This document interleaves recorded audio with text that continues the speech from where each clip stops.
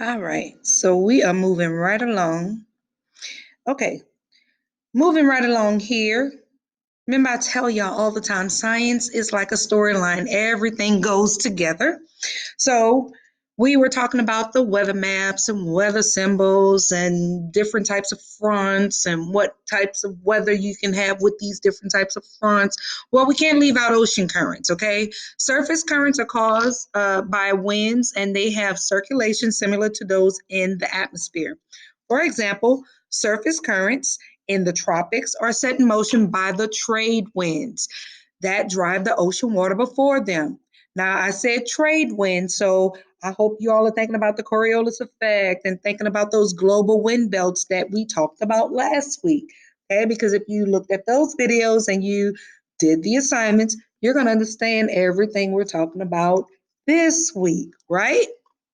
Okay, so density currents formed by the movement of more dense seawater toward an area of less dense seawater. Okay, you hear those different terminologies and those words. Remember, we talked about convection currents. Less dense material will always sink. Thinking about that cold air or cold liquid, it's going to sink. But more dense, or should I say, I'm sorry, more dense material would be the cold. Less dense is going to be warm. Okay, ugh. It's a lot to try to remember and say over and over and over, but hopefully you got it. So let's do that again. Back it up. Okay. So warmer air rises because it is less dense. Cooler air sinks because it is more dense. Got it? I hope so. All right. So temperature and salinity affect the density of seawater. Ocean currents traveling away from the equator are warm water currents. Okay, makes sense, right? The sun is beaming or shining directly on the equator. That is the hottest area on the earth, right? The equator. Okay, 0 degrees latitude, right? Ocean currents traveling toward the equator are cold water currents. Okay, remember, picture that in your head. You have the equator right here, and when you have your water leaving or any air leaving from the equator, that is hot air or hot liquid, right? So that means if it's going toward the equator, that is cooler air, right? It's going to be cold water. So ocean currents traveling toward the equator are cold water currents. Now, because of the Coriolis effect, it would make you think that things are upside down or topsy turvy. But remember, you have different motions in the northern and southern hemisphere. Okay. All right. So, how do hurricanes form? Hurricanes need three conditions to form. You need low air pressure, right? Warm temperatures, moist ocean air.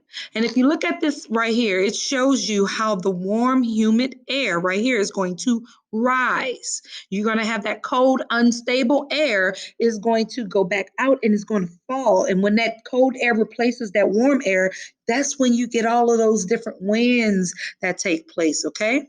It starts as a tropical wave. Okay, now we're talking about the process of this hurricane.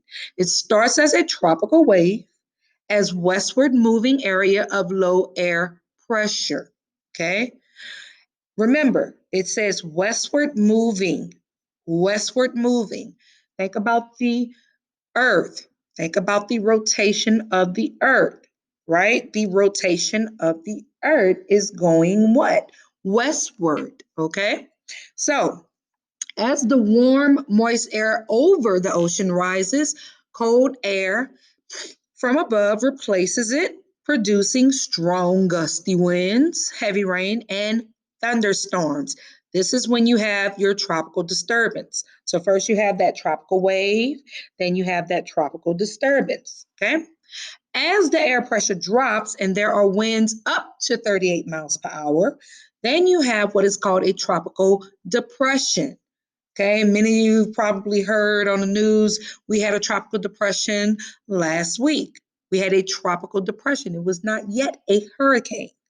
However, When the cyclonic wind speeds from 39 to 73 miles per hour, it is then called a tropical storm.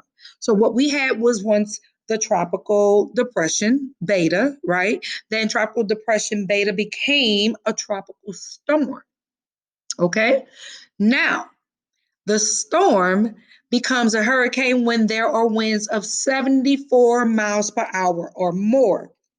So all of this can happen. All of these winds can gust and thunderstorms can happen, but it's not always considered a hurricane. In order for it to become a hurricane, it has to be 74 miles per hour or more. And if you're talking kilometers, then you're saying 119 kilometers per hour. Okay? All right. We're going to go and do some more in the next video. So make sure you are paying attention, taking notes. See you next.